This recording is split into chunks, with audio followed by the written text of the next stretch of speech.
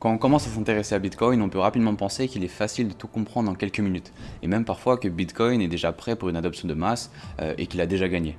Alors qu'en fait, l'invention de Satoshi Nakamoto est beaucoup plus profonde que ça, et en plus de ça, a plein de défis encore à combattre. Installez-vous confortablement, dans cet épisode de l'iceberg, on s'attaque à une partie plutôt submergée de Bitcoin, c'est-à-dire sa programmabilité. On va essayer de voir si la création de smart contracts pour créer de la DeFi par exemple est possible sur Bitcoin.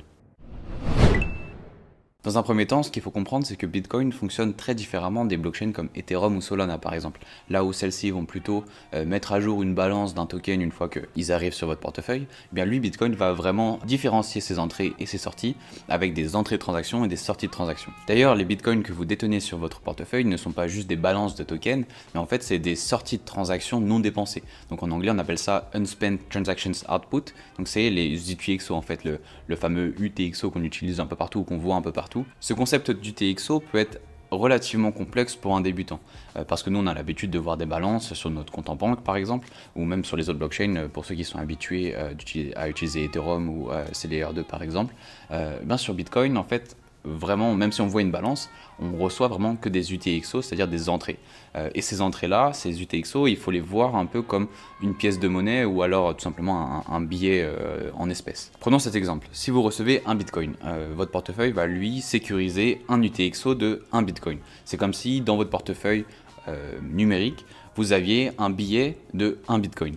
Mais une fois que vous allez le dépenser, par exemple si vous voulez dépenser non pas 1 Bitcoin mais 0,5 BTC, et ben cet UTXO là, il va être consommé, donc il faut comprendre cette consommation comme détruit, pour créer deux UTXO différents, un de 0,5 et un autre de 0,5. Seulement, il y en a un des deux qui va vous revenir, et l'autre va arriver dans le portefeuille de la personne avec laquelle vous échangez. Pour dépenser vos UTXO, il faut qu'ils soient déverrouillés, puis reverrouillés par un langage qui est propre à Bitcoin, qui s'appelle Script.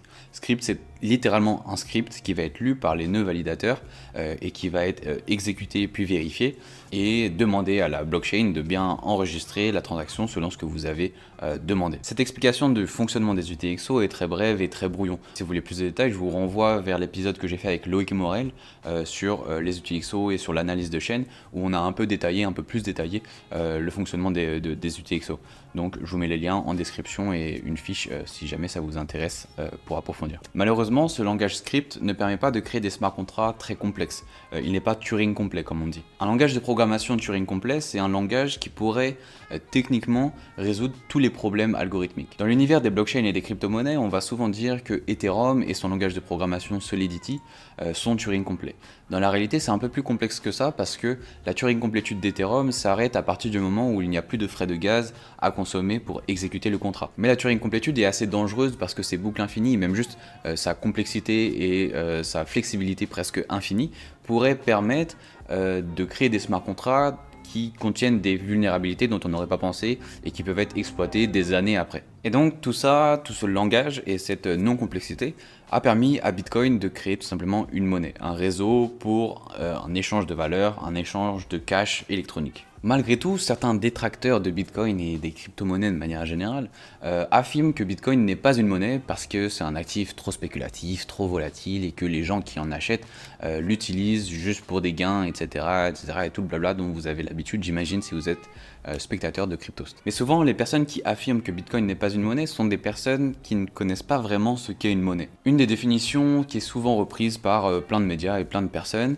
qui a l'air de faire consensus, mais qui n'est pas non plus parfaite, c'est la définition de la monnaie par Aristote, selon laquelle la monnaie doit remplir 3 fonctionnalités. Tout d'abord, la monnaie doit être un instrument d'échange, faciliter les transactions et remplacer le troc, tout simplement. Ensuite, une monnaie doit être aussi un étalon de valeur, c'est-à-dire qu'elle doit permettre de mesurer la valeur d'un objet, ou en tout cas son prix, à un instant T. C'est-à-dire pouvoir dire que cette tomate elle vaut tant d'euros, ou tant de bitcoin, ou tant de je ne sais quelle autre unité. Et enfin, une monnaie doit être une réserve de valeur, c'est-à-dire qu'elle ne doit pas perdre toute sa valeur du jour au lendemain et pouvoir tout simplement préserver de la valeur dans le temps. Selon cette définition, on voit bien que Bitcoin et l'euro et même un peu tout et n'importe quoi peut servir de monnaie.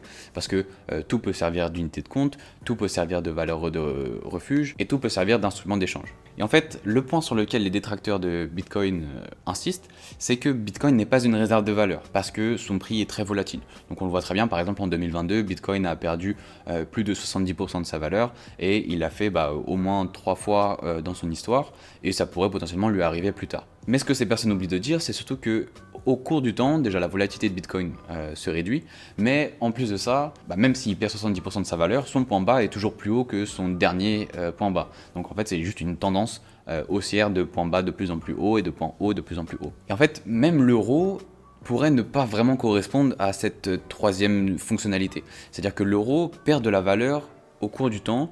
Quand je parle de l'euro, je parle de toutes les monnaies fiduciaires. Les monnaies fiduciaires, de manière générale, sont les seuls actifs dans le paysage économique où vous pouvez être sûr qu'à la fin de l'année, elles vont perdre de la valeur. Parce que c'est juste leur but. C'est l'objectif des monnaies fiduciaires de perdre de la valeur au cours du temps.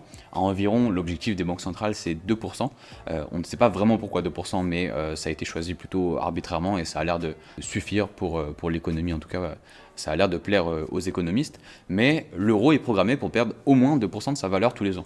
Quand il y a un pic d'inflation, ça va être 6 à 10% environ, selon la zone dans laquelle vous vous trouvez, mais sa fonctionnalité est de perdre de la valeur. Donc est-ce que l'euro lui-même est vraiment une monnaie, sachant que ce n'est pas une réserve de valeur, sachant que si vous la gardez au cours du temps, vous perdez de la valeur, donc ce n'est pas une réserve de valeur. On voit bien que la définition de la monnaie, cette définition-là en tout cas, ne correspond pas vraiment à ce qu'est l'euro, à ce qu'est Bitcoin et à ce qu'est toutes les monnaies au final qu'on a utilisées au cours du temps. Si vous voulez, mon point de vue et ce que je définirais être une monnaie, c'est tout simplement un actif, un bien qu'on peut échanger entre personnes et que tout simplement un groupe de personnes accepte en tant que moyen d'échange. Par exemple, si moi et un groupe de 10 personnes on décide que des coquillages ou que des grains de sable ou que du sel par exemple sert de monnaie d'échange, et ça va devenir une monnaie entre nous. Mais si ils ne l'acceptent pas, si vous ne l'acceptez pas par exemple, pour vous ça n'aura pas de valeur, ça ne sera pas un moyen d'échange. Pour qu'un actif soit une monnaie, pour que Bitcoin soit une monnaie, pour que l'euro soit une monnaie, il faut tout simplement qu'il y ait un groupe de personnes qui l'acceptent en tant que tel. Et c'est un peu ce qu'on voit avec Bitcoin au final. Bitcoin, d'accord, n'est pas une monnaie internationale utilisée largement par des millions de personnes ou par un pays tout entier, même si c'est discutable avec le Salvador par exemple qui a Bitcoin en tant que monnaie légale depuis 2021. Mais en fait, depuis sa création, Bitcoin a environ 15 ans, son adoption ne fait que grimper et son utilisation en tant que monnaie également. Et d'autres détracteurs de Bitcoin vont vous dire que Bitcoin n'est pas une monnaie parce qu'on peut tout simplement pas payer nos impôts avec, pas payer dans un magasin avec, etc. Ce n'est pas possible, soit parce que personne ne l'accepte, mais ça, donc, je viens d'y répondre, soit parce que c'est techniquement pas possible. Avec Bitcoin, avec un portefeuille, il faut attendre en moyenne 10 minutes, les frais peuvent être élevés, ça peut nous coûter plus cher en frais que ce qu'on va payer si jamais on veut acheter une baguette, par exemple. Eh bien, certains vont dire, parce que c'est pas dépensable facilement, on ne peut pas l'utiliser comme une monnaie. Sauf que ces personnes-là oublient qu'il y a déjà des solutions qui existent et qui sont utilisées, utilisables, faciles d'utilisation et très abordables pour être dépensées très rapidement avec des transactions avec quasiment pas de frais et surtout qui sont très rapides et qui prennent moins d'une seconde. La solution qui permet de faire ça par excellence, c'est le Lightning Network. Alors Lightning Network, c'est très décrié, plein de gens en fait ont beaucoup d'idées reçues par rapport à ça. Certains pensent que c'est encore en développement, certains pensent que ça ne marche pas, que ce n'est pas scalable, etc. Le Lightning Network est une solution qui est très intéressante et qui est très viable, qui est déjà utilisable, mais qui en effet a pas mal de compromis pour être utilisé largement. Et même si il n'est pas encore possible pour 1 milliard de personnes d'utiliser Bitcoin via le Lightning Network, il y a plusieurs solutions qui sont quand même faisables et plusieurs compromis qui sont faisables dès aujourd'hui et plusieurs wallets qui apportent une UX différemment, donc une expérience utilisateur différente et qui permettent cette utilisation presque quotidienne de Bitcoin. Souvent les personnes qui avancent que Bitcoin ne peut pas être utilisé comme une monnaie, c'est quand même des personnes qui sont plutôt familiers avec les blockchains de manière générale, donc souvent des fans d'Ethereum ou de Solana par exemple, et qui voient que sur Arbitrum ou sur Solana c'est très facile de faire une transaction rapide, mais que sur Bitcoin ça prend en moyenne 10 minutes. Ils vont nous dire oui mais c'est pas possible, Lightning ça marche pas, parce que c'est un peu ce qu'ils entendent et ce qui est bassiné à longueur de journée dans cet écosystème là. Alors que dans la réalité, c'est très facile et c'est très utilisable. J'invite toutes les personnes qui seraient dans ce cas-là à être sceptiques à l'idée de Bitcoin et du Lightning Network, à essayer un portefeuille Lightning. Vous avez par exemple Wallet of Satoshi ou Blink qui eux sont des portefeuilles custodiaux, donc qui revient un peu au même à utiliser une plateforme d'échange. Mais vous avez aussi d'autres portefeuilles comme Phoenix, BitKit, Breeze, qui permettent d'avoir un nœud Lightning sur votre téléphone et qui permettent une utilisation du réseau très facile et très accessible en payant quasiment pas de frais. Il y a par exemple des applications de prêt et emprunt comme Firefish qui utilisent des contrats de séquestre, qu'on appelle aussi en anglais escrow, qui viennent en fait permettre à une personne de bloquer des bitcoins on-chain directement et de recevoir une contrepartie.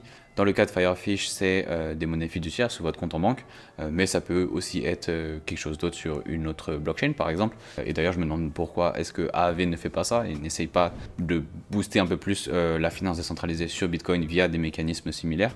Ça permettrait d'éviter de passer par du wrap BTC par exemple. Mais une des innovations que je trouve personnellement les plus intéressantes sont les DLC, les Discrete Log Contract, qui sont en fait un nouveau mécanisme de smart contract sur Bitcoin. Ils ont été introduits par Tadeusz Drija en 2017, qui est la personne qui a aussi pensé et modélisé le Lightning Network déjà il y a plusieurs années. Mais les DLC ont surtout été mis en œuvre par les travaux de Lyot Fournier, qui a notamment travaillé sur les signatures adaptatrices, qui permettent selon lui de faire des scripts sans script et de donner une confidentialité au contrat puisqu'il ne se situe pas sur la blockchain directement. En bref, les DLC permettent à deux parties de s'engager sur un contrat en se mettant d'accord au préalable sur les issues de celui-ci et qui sera déterminé par un oracle. Prenons l'exemple de Alice et Bob. Alice pense que c'est l'équipe A qui va gagner le prochain match de foot et Bob pense que c'est l'équipe B. Ils vont également déterminer les termes du contrat, donc c'est-à-dire Alice mise un BTC, Bob mise aussi un BTC, s'il y a match nul, chacun récupère sa mise par exemple. Ils vont aussi déterminer l'oracle, donc ça peut être un site de paris sportif ou un média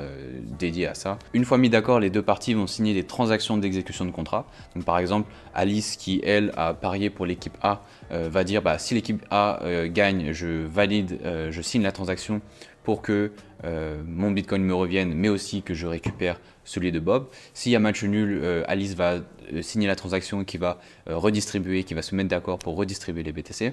Et si l'équipe A gagne, donc si l'équipe de Alice perd, à ce moment-là, elle va signer la transaction qui va confirmer que son BTC à elle va revenir à Bob. Et enfin, l'oracle, donc le site de paris sportif, va lui venir dire c'est l'équipe A qui a gagné par exemple. Et donc, cette déclaration va tout simplement déclencher le contrat et Alice va récupérer sa mise de départ et le BTC qu'elle a gagné que Bob lui a mis en jeu. Cet exemple est très simple et pourrait très bien marcher dans la vraie vie grâce au DLC, mais surtout ce qui est envisagé par les entreprises qui travaillent dessus, c'est de créer des marchés dérivés, des marchés de trading tout simplement, donc de positions acheteuses, de positions vendeuses, longues ou short, et permettre tout simplement de prendre des positions en pair à pair avec une autre personne en face de soi qui prend la même position à l'inverse. Qui dit position à levier, marché, de dérivés, etc., on dit aussi potentiellement la création de hedging, donc tout simplement le hedging, c'est pas mal utilisé pour des fonds d'investissement qui vont acheter une position dans un actif et pour se protéger de sa volatilité, vont prendre une position short à l'inverse. Donc par exemple, admettons, j'ai 1 million de dollars en Bitcoin et je veux me protéger de sa volatilité, et je vais ouvrir une position short sur à peu près 80 ou 90% de mes détentions en Bitcoin et donc je ne serai plus que soumis à la volatilité du prix du BTC seulement sur 10% de ma position et non sur 100% de celle-ci. Qui dit hedging et donc protection contre 80 à 90% de la volatilité de Bitcoin, on peut aller jusqu'à 100% même et se protéger à 100% de la volatilité du Bitcoin. Alors pourquoi faire ça? Pourquoi détenir juste du Bitcoin si on ne veut pas s'exposer à cette volatilité?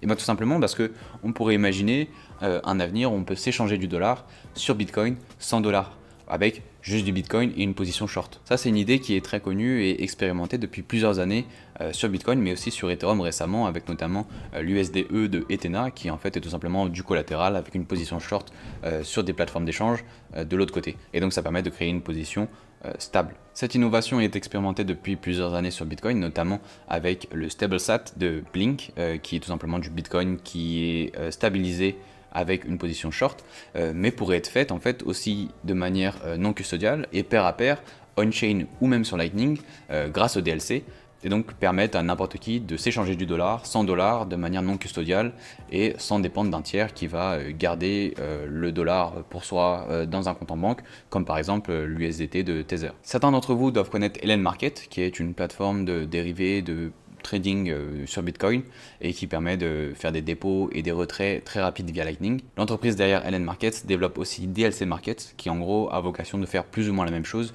mais avec des DLC. Il y a aussi l'entreprise 10 One qui a récemment fermé malheureusement mais qui permettait de faire du trading on-chain et sur Lightning via les DLC directement. Et une autre entreprise qui développe un peu le même système que Firefish que j'ai démontré juste avant, mais avec des DLC, qui s'appelle Lendosat et qui est actuellement en développement et pas encore accessible.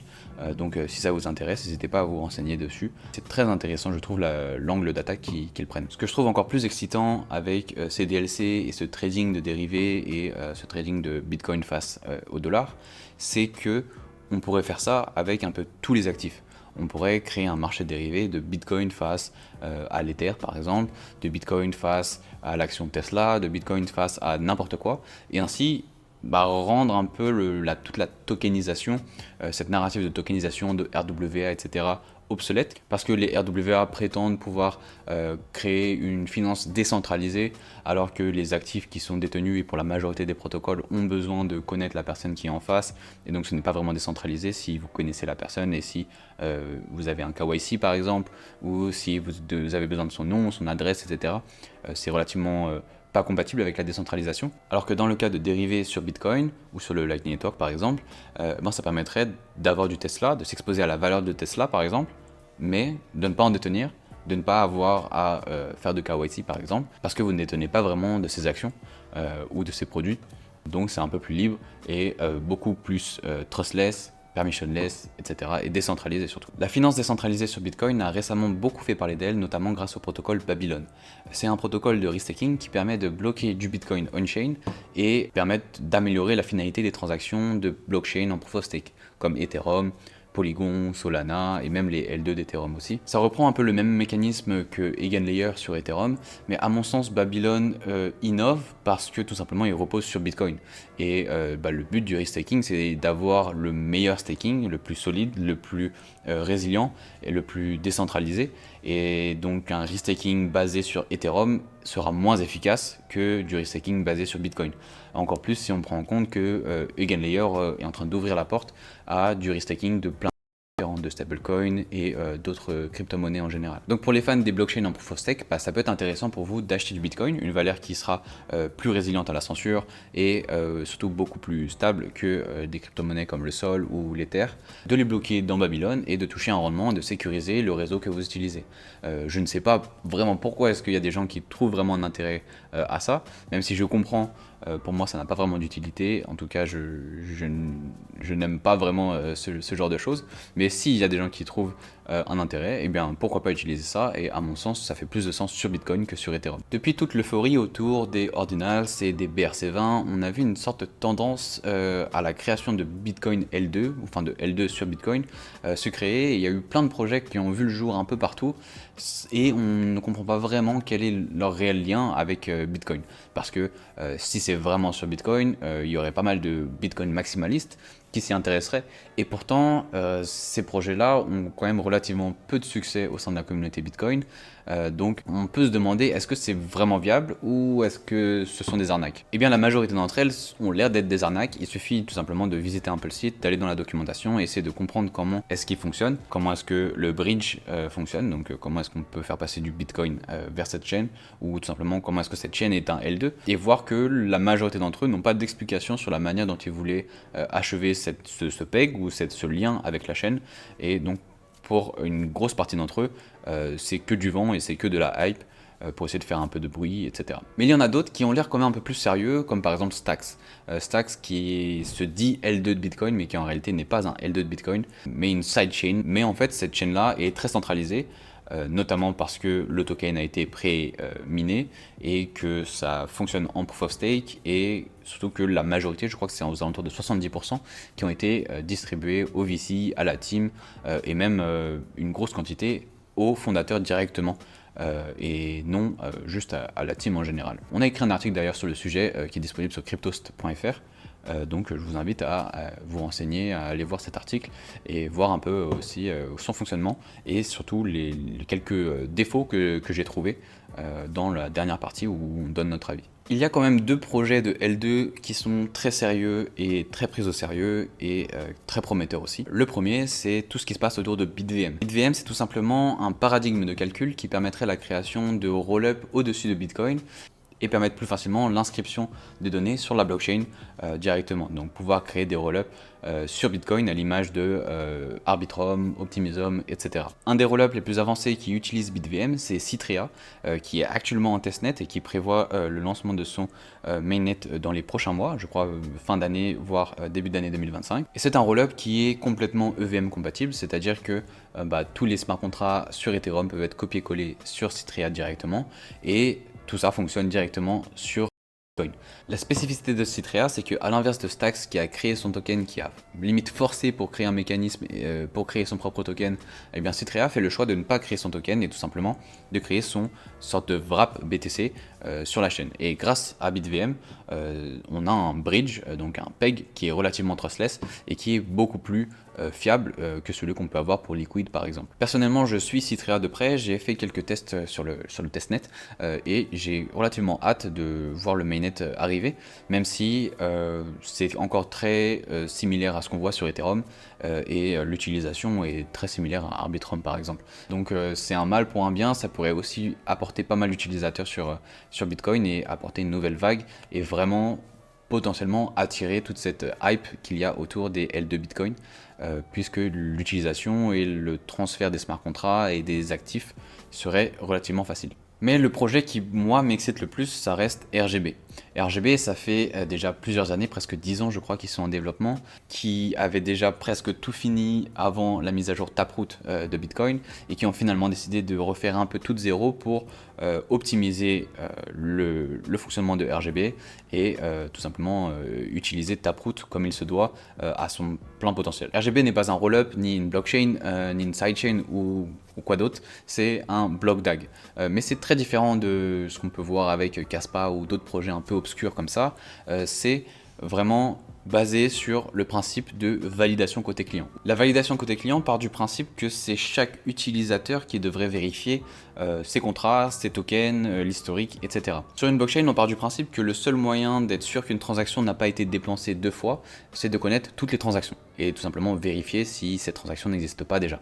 Donc c'est tout simplement voilà, pour éviter la double dépense. Sur RGB, on part du principe que l'utilisateur ne doit pas vérifier toutes les transactions, mais juste vérifier l'historique de ces tokens ou de ces contrats. Donc voir comment est-ce que ça a été utilisé avant, qui l'a détenu et s'il provient bien de la genèse et du bloc 0, donc de l'état 0, parce que c'est un DAG et non une blockchain. Donc on parle d'état, de changement d'état et non de blocs supplémentaires. RGB a la spécificité d'être un L2 au-dessus de Bitcoin, mais aussi un L3 au-dessus de Lightning et pourrait permettre en fait une scalabilité presque infinie. Dans les calculs qui ont été faits, l'entièreté de la blockchain Ethereum, de ses changements d'état et de ses transactions et tout son historique en fait, pourrait être contenu dans une seule transaction Bitcoin grâce à RGB. Tout simplement, RGB a cette capacité de compresser d'importantes quantités de données et d'importants contrats et des contrats très complexes qui seraient trop lourds à inscrire directement on-chain. RGB, c'est un sujet qui est très complexe et pas mal de personnes, même de bitcoiners de longue date et même de développeurs Bitcoin, ne comprennent pas complètement. C'est un sujet qui est très complexe et très difficile à aborder. On a aussi un article dédié sur RGB sur le site de Cryptost, donc n'hésitez pas à le voir si ça vous intéresse. Et si vous aimeriez aller plus loin, pourquoi pas en faire une vidéo dédiée, un peu de démo pour montrer comment est-ce que ça fonctionne et vous permettre de l'utiliser. Parce que le réseau n'est pas encore actif aujourd'hui, il y a encore pas mal d'audits à faire et de vérifications autour de la sécurité du réseau, mais selon les développeurs, il devrait être lancé dans les prochains mois. Une autre innovation qui pourrait permettre à Bitcoin de tout simplement voir de la DeFi naître on-chain ou alors même sur un L2 qui serait dédié à ça, c'est tout simplement la création ou l'ajout de covenants. Le sujet des covenants est aussi très complexe, donc si vous voulez on pourra faire une vidéo dédiée parce que ça mérite son épisode à part entière, mais je vais vous faire quand même une petite présentation. C'est un mécanisme qui vient imposer des conditions de dépense aux UTXO. Donc si on reprend le tout début, le script Bitcoin vient déjà imposer des conditions de dépense, mais les covenants viendraient imposer des conditions beaucoup plus strictes. Voilà, je rentre encore pas trop dans les détails. On a aussi un article sur le sujet sur le site de Cryptost où on détaille un petit peu les covenants, OP4, OPCTV, donc différents opcodes qui pourraient être envisagés. Il y a aussi OpVault qui pourrait permettre d'améliorer la sécurité on-chain et plusieurs autres opcodes qui pourraient permettre d'améliorer la scalabilité de Lightning et même la création de différents L2 en tout genre. La particularité des covenants, et notamment Opcat, qui est un opcode qu'on pourrait remettre sur Bitcoin et qui permettrait d'amener un peu une Turing complétude sur Bitcoin plus proche de celle d'Ethereum. Et pour revenir à ce que j'ai dit au début, en fait, cette Turing complétude, elle pourrait à la fois permettre l'ajout de smart contracts très complexes sur Bitcoin et donc permettre une flexibilité quasi infinie sur le réseau, sur le L1 directement, et donc de créer aussi des L2 très performants, mais ça permettrait aussi d'ajouter plusieurs surfaces d'attaque sur le réseau et tout simplement toucher à l'immuabilité de Bitcoin ou à la sécurité, à la confiance que les gens ont dans le réseau. Mais ce qu'il faut bien comprendre, c'est qu'avec les différents covenants envisagés, eh ben, toutes les solutions que j'ai présentées avant pourraient tout simplement améliorer. Dans le cas où elles n'apportent pas de bugs supplémentaires et ne détruisent pas Bitcoin, elles pourraient tout simplement permettre au DLC, à Babylon à faire du restaking, à Lightning d'être plus performant, à Liquid d'avoir un bridge beaucoup plus permissionless. Tout pourrait en fait vraiment améliorer, mais la contrepartie c'est que ça pourrait vraiment toucher à la sécurité du réseau, et donc c'est pour ça que ça va prendre plusieurs années. Et c'est aussi une qualité de Bitcoin d'être lent, de prendre son temps pour faire une mise à jour, de changer quelque chose dans son code, parce que ça permet que sa communauté est sûre de chaque changement et tout simplement de ne pas bouleverser la totalité du réseau, de son fonctionnement du jour au lendemain ou alors en quelques mois.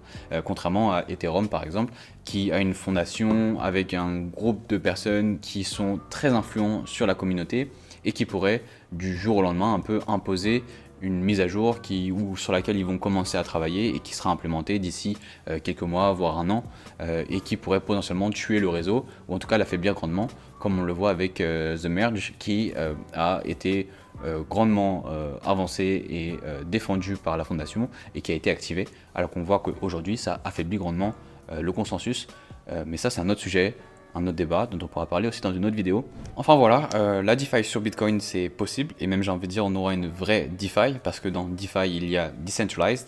La DeFi sur Ethereum par exemple n'est pas vraiment décentralisée, parce que Ethereum n'est pas aussi décentralisé que certaines personnes voudraient le croire ou voudraient nous le faire croire, parce que c'est une chaîne qui reste très censurée, et surtout le mécanisme de Proof of Stake est à mon sens pas du tout suffisamment solide pour permettre tout simplement une résistance à la censure et de maintenir une décentralisation sur le long terme. Mais ça c'est le sujet d'une autre vidéo, d'un autre moment, on pourra en parler plus tard, surtout si ça vous intéresse. N'hésitez pas aussi à poser des questions dans les commentaires, je vous expliquerai avec plaisir pourquoi est-ce que je pense qu'Ethereum n'est pas décentralisé. Potentiellement ça mériterait une vidéo de 30 minutes à elle seule. Merci beaucoup d'avoir écouté cette vidéo jusqu'à la fin, j'espère que ça vous aura plu. Et s'il y a des sujets particuliers que j'ai abordés aujourd'hui, un projet en particulier que vous aimeriez qu'on approfondisse, n'hésitez pas à nous le notifier. Voilà, n'hésitez pas à vous abonner, à mettre un petit pouce, à liker, à partager, et on se retrouve dans un prochain épisode de l'iceberg de Bitcoin.